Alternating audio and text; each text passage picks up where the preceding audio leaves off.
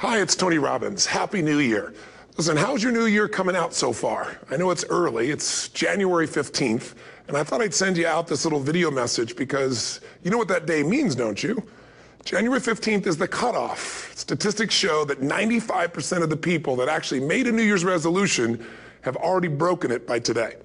And that's if you even made a resolution. Now, if you're the exception to that, I'm thrilled for you, and I support you, and I say keep rocking it.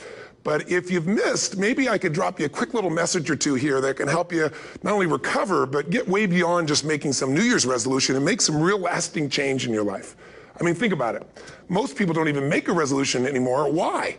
Because they've made them from years and years and years, and they know they're not going to follow through. So after a while, who wants to disappoint yourself? Who wants to be upset with yourself? Why even bother to set a new standard for this year? You know it's going to be the same as last year.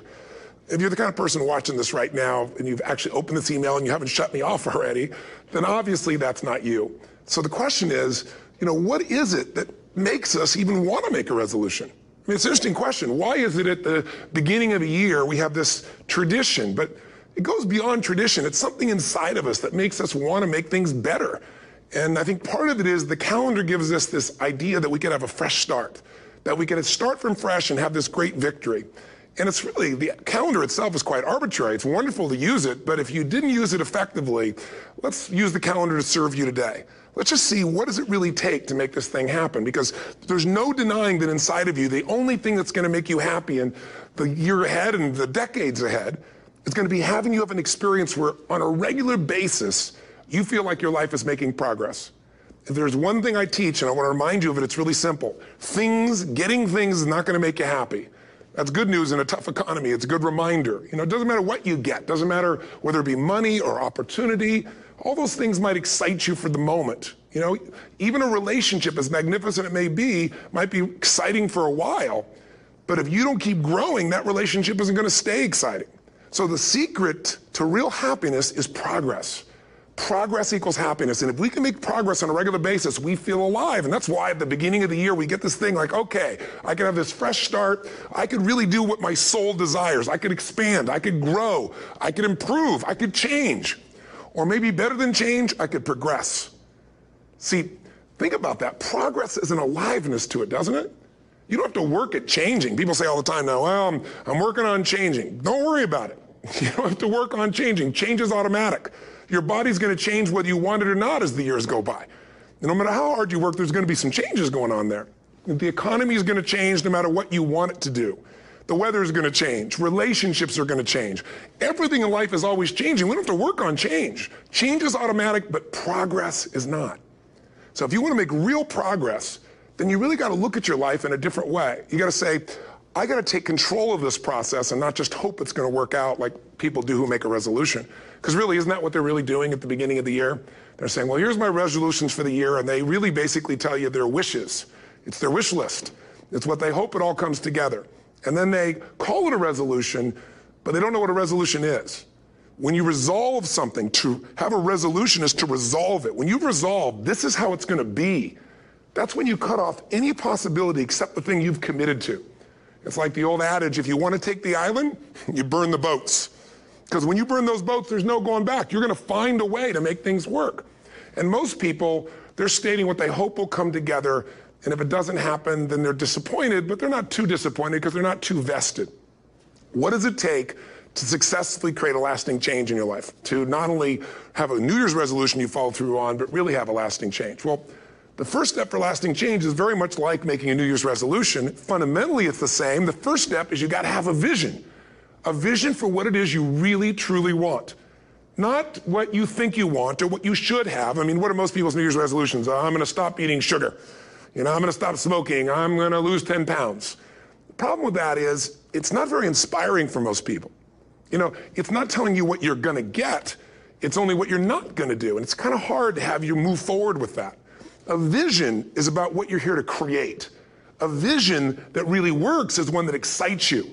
If you say, well, my resolution, my goal, my outcome for this month, this week, this year is to lose X number of pounds, that's okay, but it's not very compelling. It has to be a compelling vision. It's got to have something that has the power to pull you, not something you have to push yourself to do. Those are two different kinds of motivation. Push requires willpower, and willpower never lasts.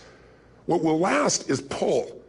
Having something so exciting, so attractive, something you desire so much that you have a hard time going to sleep at night and you get so up early in the morning to rock it and take it to the next level. That's what you're looking to create. And that isn't easy to get. But one of the reasons we do seminars and events and we say, why do that? Why not just read a book or something? Is because when you get in an environment where you're with people that are being put in a peak state, like when you're going to a sporting event, if you watch a sporting event at home, it might have a certain level of excitement. But when you're in a stadium with 50,000 people, suddenly it has a whole different level of intensity. And we feel that. And the bottom line of our follow-through comes down to our emotional intensity. In a different state of mind, you're going to come up with a much better and a more exciting vision than if you're sitting on the couch going, okay, what are my new resolutions for this year? And you're doing it the morning after the new year started and you're a little inebriated and the football game's on in the background. Probably not going to have the power of focus there. Probably not going to have the power of the energy to create something that's going to pull you for this year. And you got to do that. So it's got to be a vision that's compelling. Something that it's going to be a gift to make sure that it happens. And also, along with that compelling vision, you got to have strong enough reasons that you're going to follow through when the going gets tough. That's one of the biggest things missing for most people. They say, this is what I want to do. It's not very exciting. It's not very compelling. But most importantly, they don't have strong enough reasons to push themselves through what's going to be necessary to get that dream, to get that goal when the inevitable challenges come up. When you're starving, hungry, and you're trying to go on a diet, right? When you got no time and you're stressed out and you haven't worked out still, and that's what you're supposed to do. When the economy gets tight and what you thought you're going to do doesn't work, and so you give up on the goal instead of finding another way to get there. You don't let the fear take you over if you've got strong enough reasons. Those reasons can be positive, or those reasons can also be negative. They can be, if I don't do this, this is what's going to cost me.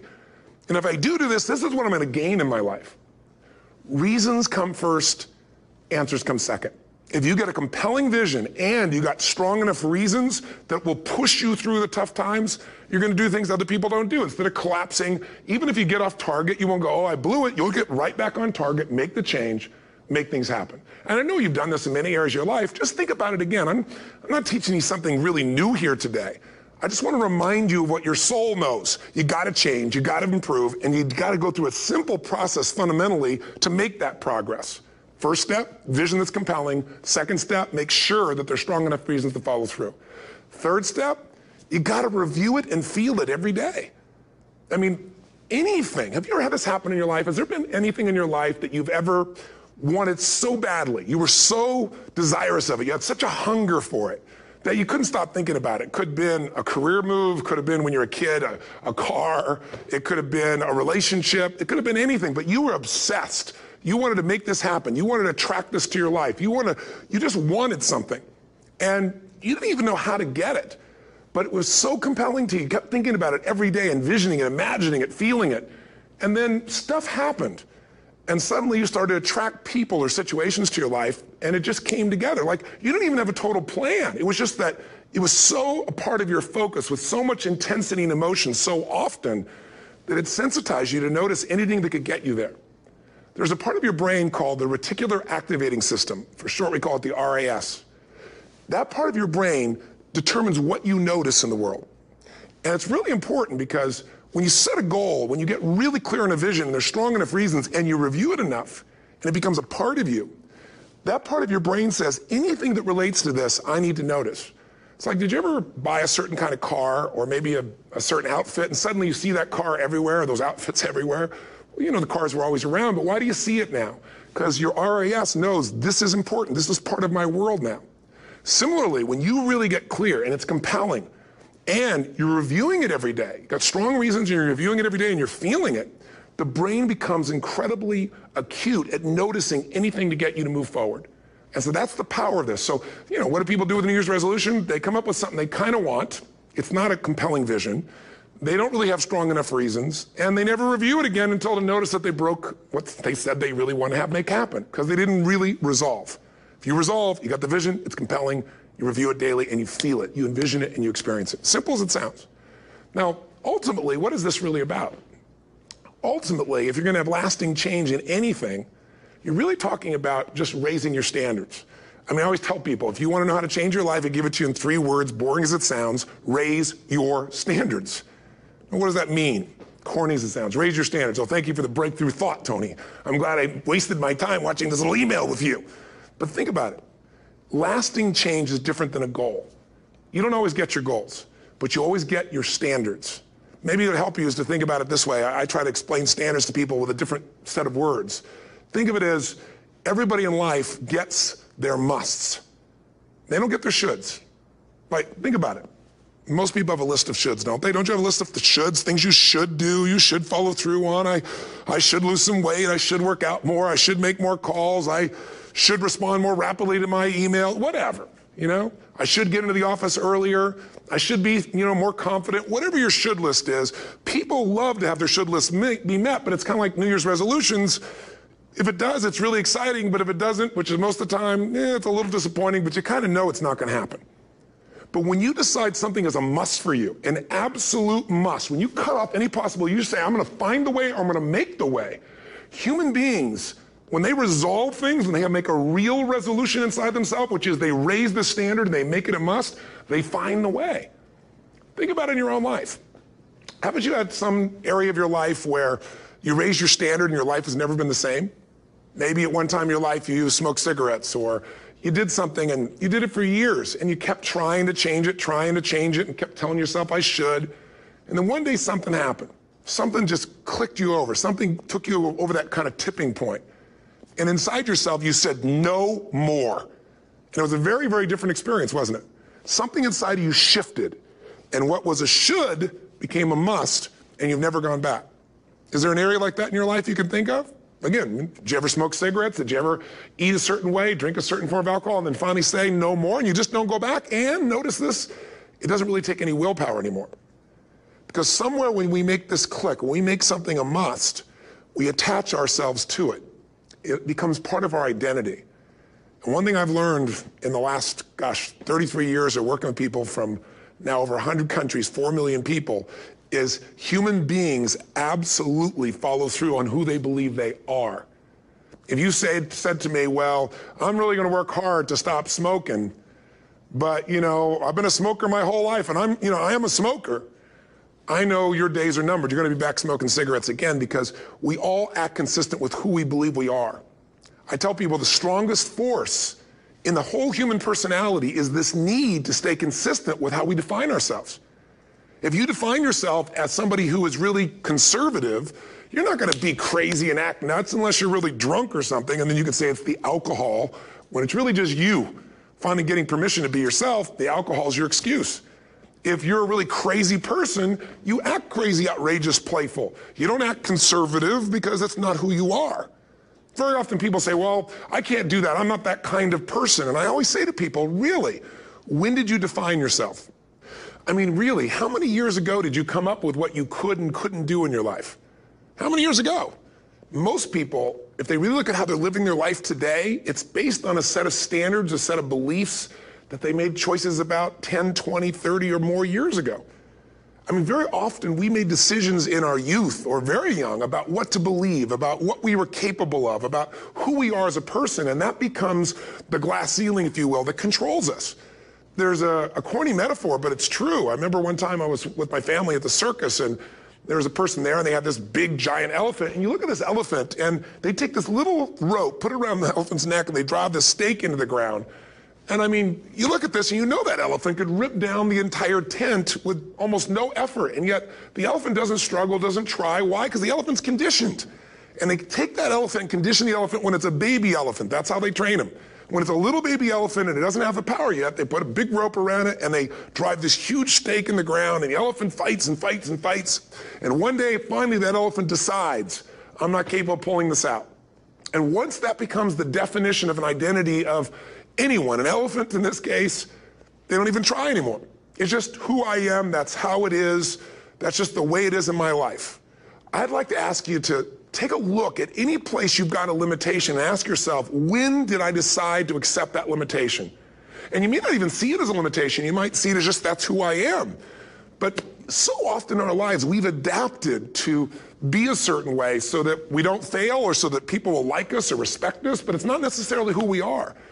Joy comes when you're spontaneous. It's really hard to be truly happy when you're not being yourself. And most of us have no clue who we are. And so a big part of my work, if you've ever been to an event, you know, is to get people to do things spontaneously without thinking, because that's when the real you shows up. That's when the energy comes alive. And when you do that, when you start to connect to your true nature, suddenly there's energy available for you to set a higher standard for what you want in your life. That's what this is really all about. And when I talk about standards, when I talk about, you know, shoulds versus musts, think about your own life. I know there have been areas in your life where some point in time you just shifted and you raised the standard and your life changed. Because whatever people have their identity attached to, they live.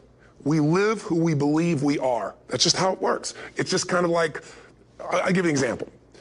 Look at your physical body. Your physical body today is an absolute reflection of only one thing. Not your goals, not your desires, but your standards. The identity you have for yourself. If your standard is you're an athlete, then there's a certain amount of strength, a muscle tone, and energy that's available in your body on a regular basis because that's who you are. And so you do whatever's necessary to maintain that identity. Again, the strongest force in the human personality is this need to stay consistent with how we define ourselves. Because if you don't know who you are, you wouldn't know how to act. Once you lock in on that identity, your brain finds a way to keep you there. If you say, you know, man, I'm overweight, I've always been overweight, I'm big boned, and that's the story you got, then you're going to always find a way to get back there. That's your settling point. That's your identity. That's where things lock in. If you see somebody who's in really great shape, you ask them, do you work out? You know the answer. Yes. How often? And they'll tell you 3 times, 4 times, 5 times a week, whatever. In a seminar, I'll ask people, who here works out at least 5 days a week? And I'm stand up.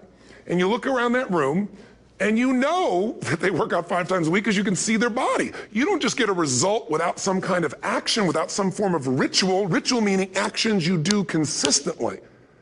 Now, do you think those people that are out there working out 5 days a week, do they have more time than you do? Or I have, or anybody else? Of course not. Is their life less busy? Of course not. It's just a must for them. They must work out that way, and they've made that turn and their life's changed. So I'm not saying you have to work out 5 days a week. I'm just saying whatever you really want, wants don't get met consistently. Standards do. Whatever you identify, this is who I am. And so it's not so much about changing your identity as there's expanding it. You know, deciding that, you know, instead of your goal is to lose 10 pounds, which is not compelling, what if your vision was to get back to my fighting weight? You know, this year, this month, this next 90 days, I'm going to transform my body. I'm going to take on a new challenge. I'm going to find some technique or strategy, there's a million of them, that can reframe myself where I want to feel younger, stronger, more vibrant than ever before. Here's my reasons. Because I want the energy to really make my life work. Because it's tough out there, and I want to be stronger than I've ever been before. I want to go in front of the mirror, and if I'm naked, not, you know, want to laugh. I want to look there and take a good look and go, yeah, I'm proud of whatever I see there. Whatever it takes, something's going to make you laugh, smile, something that's going to tease yourself, but something's going to move you to another level. If you identify yourself in a new way and you own that every day, and that becomes the standard of how you live, you'll find the way to make that standard real. Money's the same way. Think about it. It doesn't matter what's happening, quote unquote, in the marketplace. People that make money find a way to make money no matter what, don't they? I mean, most people's standard is to pay their bills. So that's what most people find a way to do, even when economic times get tough. Most people, if that's their absolute standard, they find a way. Some people's standard is pay their bills most of the time. And so most of the time they do. Some people's standard is not just to pay their bills, but to take care of their family and maybe even some of their friends. And they find a way. In fact, you know, some people may be in a family where they don't have enough money. They barely have money to pay their bills. They work their guts out. And then somebody, their mother, their father, somebody else, their sister gets ill, and there's not enough money to take care of it. Nobody else has money in the family. They don't either, but they find a way to get that money to take care of their mother or father, don't they? And pay their bills. They never could do it before. Why? The situation made them raise their own standard. And not everybody does that. Somebody else in the family might have money and still not take care of their mother. It all comes down to the inner game, my friends. Changing your life is a change in the inner game. The outside world you can't control, but you have absolute control over this one if you learn the dynamics of what shapes you. And identity is one of those simple, clear, fundamental basics that if you start to shift it, everything else will shift in your life as well. Some people, by the way, have to have more than enough money to do what they want, when they want, where they want, with whomever they want, contribute the way they want. And if that's their must, they find a way. I know that sounds overly simplistic, but it's true. Somebody once said you could take all the money in the world out of the hands of everybody, out of all the wealthy people in the world who are really successful, give it to other people. It wouldn't take too long, those people would have it back in their hands. It's not because they're manipulative, it's because they have a standard. Some are manipulative, don't get me wrong, but they've got a standard of what they're going to find a way to make happen. I'm just simply saying to you, take those 3 magic words and live them. Raise your standard. And if you really want to do it, then I'll tell you the most important secret. Have you ever done this? Have you ever told yourself you're raising your standard? Okay, I'm going to go make this happen. I'm going to go make this much money. I'm going to transform my kids. I'm going to create the ultimate relationship in my life. I'm going to transform my body, whatever it is. And then you don't have strong enough reasons and you don't use it. You don't follow through. It's because you didn't back up your standards with what makes those standards real, and that's rituals. Rituals are where the power is. Whenever we do our Robbins results coaching, and we say Robbins equals results, the way we get results with people, it's the same way if you listen to my Ultimate Edge program, or back in the old days, Personal Power, or if you went to one of my seminars. You know what I do is I take these huge challenges you got and we break them down into little bite-sized steps. Little things you do each day that after you do them, you get so much momentum that it's easy to succeed. You're not overwhelmed. You have these victory day after day after day on little things. If you went to Ultimate Edge, I'm sure you learned about the hour of power, or the 15 minutes to be able to be fulfilled, or 30 minutes to thrive, where you literally just condition your body and emotion with a couple little rituals. So it doesn't matter what's going on in your world. You feel that strength, and it's not fake. It's not some pump up. It's coming from inside you, and it works. Rituals define us. See, all the results in your life are coming from your rituals. They start with a standard and then have rituals that follow it up. Like, for example, if you are where you want to be physically, you have very different rituals than if you're not where you want to be physically. If you're overweight, you and I both know you got a different ritual than if you're physically fit. Completely different. You get up in the morning, what's the first thing you do if you're fit? Your shoes are there, you roll over, doesn't matter how you feel, you put on your shoes, you lace them, you start walking, or whatever that ritual is. If you're overweight, you roll over and you have a very different ritual. You might roll over several times to turn the alarm clock off. You go in and get your mocha, smocha, whatever, special coffee. You stop by at Starbucks, or whatever the case may be. You have your nice sugar muffin. It's supposed to be really nice for you. Whatever you do, it's a different ritual. If you have a great, passionate relationship, you have very different rituals in how you come home than if you have a lousy relationship. When you come home and the first thing you do is you're tweeting somebody, or you're emailing, or flipping on the news, or you don't even come home. What are the rituals? Whenever I study people that are successful, what I look for is what's the standard they hold themselves to, and then what are all those little rituals that add up? Because think about it. Success and failure are not giant events. They don't just show up. You don't just suddenly become successful or suddenly have this cataclysmic event that makes you fail. It may look that way, but failure comes from all the little things. It's failure to make the call. It's failure to check the books. It's failure to say, I'm sorry. It's failure to push yourself to do things physically that you don't want to do. And all those little failures day after day come together until one day some cataclysmic event happens and you blame that. That event happened because you missed all the little stuff. Do you agree with me? And success, by the way, is not some overnight event. It's all these little things. Success is having a vision. Success is making it compelling. Success is really seeing it and feeling it every day with strong enough reasons. Success is feeling the sense that I'm here to grow and I'm here to give something to the world more than just myself. Success is caring about other people. Success is calling and saying, I love you in the middle of the day for no damn reason. Or sending a note. That'll change your relationship. Have a ritual of something funny, playful, or a surprise you do. How many relationships are dead today because they have no surprise rituals anymore? You need to have some rituals, some cool things you do that nobody else does that gives you a better life than anybody else has. All the little stuff, that's where success comes from. In business, it comes from delivering more than anybody could imagine. All those little things add up. People go, wow, that's who I want to do business with. It's true in any area of your life. So if you look at somebody who's really successful and you think, wow, they're so amazing, they're such a genius, you got to dig underneath and you got to remember something. People are rewarded in public for what they've practiced for years in private. Myself and my business people say, how do you get up and speak? And you have no notes and you go for 3 days and nights and the room is like, everybody's wired and it's incredible. It's like a rock concert. How do you do that? How do you have that confidence? Well, it's not confidence, it's experience now. But I did so much behind the scenes and I still do to make things right. How many people would know that since the time I was 17 years old, before I walk out on stage, still do to this day, wouldn't need to do it, but I still do it, I never walk out there without being in an absolute peak state of mind. You know, there are days my back is hurting, my throat was hurting, or I may have had a challenge, or my father passed away, and I've still got to deliver for these people because my standard is give my all every time. Every event has to be better. Talk to anybody who's been to our events for 5, 10 years, some of our trainers, and I'll say, I don't know how he does it. He always finds a way to make it better. That's not an ego thing. That's a standard in me. I have to find the way.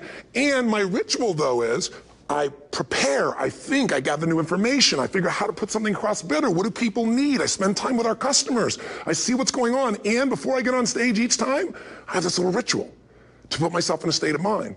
And I did it starting like 17 years old. I started doing it. I'd say, I now command my subconscious mind. And I say this out loud several times, this little phrase, set of phrases, as an incantation to kind of condition my mind and body. And I'd say, I now command my subconscious mind to direct me in helping as many people as possible today by giving me the strength and the emotion and the humor and the brevity, whatever it takes to show this person and help this person change their life now. And I started that with a person when I worked with people one-on-one, and I would do that for 45 minutes driving in my Volkswagen to go serve and coach somebody for the first time. Now I don't say that person, I say these people, and I can go out in a room of 10,000 people and deliver for 50 hours, and I do it every time I come back on stage. It's a ritual to go into peak state. Peak states don't just show up, they don't interrupt you. Great ideas don't interrupt you, you gotta pursue them. I talked to Michael Jordan, I'll never forget, at the peak of his career, and got to watch his final game, saw him backstage and spent some time with him, and it was a pretty exciting time. He was the greatest basketball player I think that ever lived and has ever lived. And I asked him, I said, what sets you apart, Michael? What is it? And is it God-given talent, ability, skill? What is it? And he said, Tony, he said, I can shoot you straight. It's not, me trying to act humble. He goes, I have a lot of talent, a lot of God-given talent, a lot of skill. I've worked really hard. But he said, really, it's my standards. He said, every day I demand more from myself than anybody else could humanly expect. I'm not competing with somebody else. I'm competing with what I'm capable of. Magic formula. Because most of us lower our standards. Why? Because who you spend time with, my friends, is who you become. One of the biggest reasons I started going to seminars when I was like 17 is I had nobody around me as a great role model. I could read about somebody, but being around people, being in that environment was very different. Finding a way to go to work with someone who lived that standard of life was very different. You get around people with low standards and you compete with it. You don't need to compete with it. It's like, okay. Remember Jerry Springer? I don't know if he's still in the air, but I remember he used to get people on the show, and I thought, where would he find these people? And why would people watch? I'll tell you why they watch. They watch these people and go, my life's still pretty darn good compared to that person. Look at them. You don't have to change your life. All you have to do is find somebody with a lower standard, and you'll feel good about yourself. But if you feel that good feeling, it's an illusion. The only thing that's going to make you happy, my friend, and this year or any other, is to step up. It's to raise the standard. It's to discover what you're capable of and feel that incredible power of pushing through whatever's holding you back and get to the other side of more of your true self. That's what this game's all about. And look at the best of the world in anything. Tiger Woods, what's his vision? To win golf tournaments? No, to be the best that ever lived. That's his goal. That's his vision. But here's what's interesting. He backs it up with rituals. If you just have a vision and you don't have the rituals, stop lying to yourself. His rituals are, he started doing things nobody did before. He went and started lifting weights. Golfers lifting weights? No way. He went out and he changed his swing when he was the best in the world because he realized in order to be the best that ever lived, he's gonna have to change his swing. If you know anything about golf, you don't change your swing when you're the best. And he went and retrained himself because he has different rituals than other golfers. Now many people are modeling his rituals to get better. It's amazing. You look at somebody like Michael Phelps, the 2008 swimmer, won 7, only 2 people, I think, in history, if I remember correctly, that have gotten 7 gold medals in one session. And here's a guy, he's got number 6 under his belt, and he's exhausted, and he's going in for that final swim. I'm sure you remember. And how does the guy win? By 1/100th of a second. Do you think that was some massive skill that got him over the top? Or was it a standard that says, this is who I am. I am the champion. And no one is taking this from me. And somehow in those final milliseconds, 100th of a second, he pushed himself just beyond his competitor. But you know about Michael Phelps? What allowed him to be able to push beyond that moment is his rituals. Go study the guy. Most people who swim have these unbelievable workouts. He does 2 and 3 of those workout sessions a day. All the other swimmers in the beginning thought he was insane. You're gonna overtrain, you can't do that, it's not physically possible. But he had a standard and the rituals to back it up.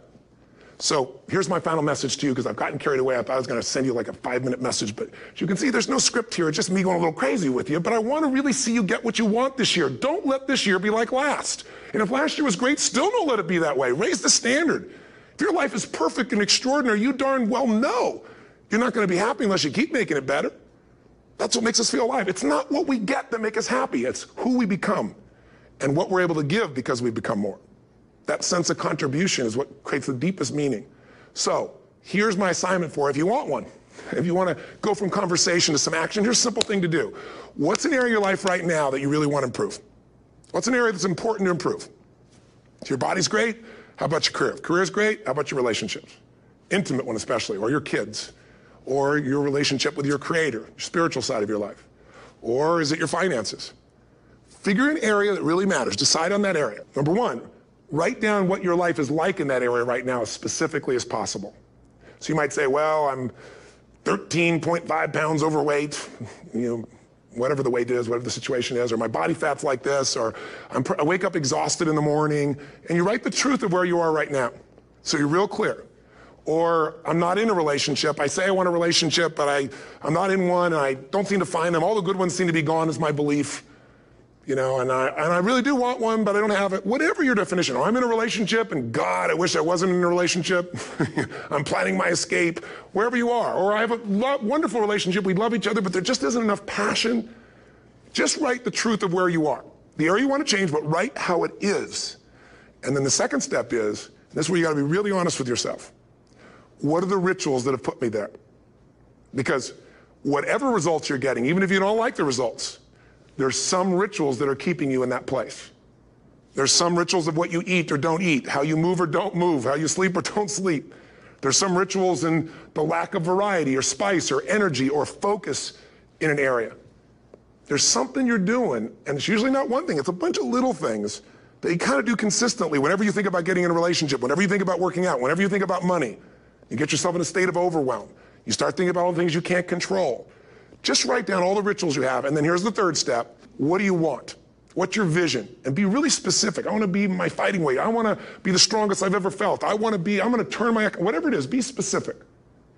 And then, last step, number 4, what are the rituals that'll get you there? What would you need to do differently each morning if you're going to be that kind of energy, that kind of strength?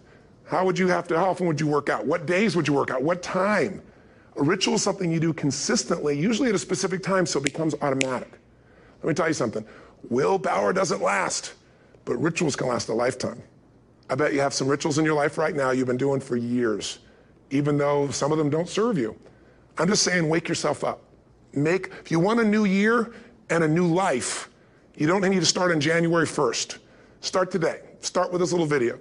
And just begin to see what happens and see how easy it is to just do a few little rituals. Don't do them all, just do 2 or 3 new things. And you know what happens? You'll get momentum. Because once you discipline yourself in one area of your life, you feel yourself doing it in other areas as well. And I always say something that my original teacher taught me. I always remind people, there's always 2 pains in life. There's the pain of discipline, or there's the pain of regret. And discipline weighs ounces, as my friend Jim Rohn taught me. Regret weighs tons. You don't want to have regret. So right now, what do you want to change? What's it really like? What are the rituals that got you there? That'll take a little homework. If you're not sure, ask the people around you. They'll tell you what your rituals are.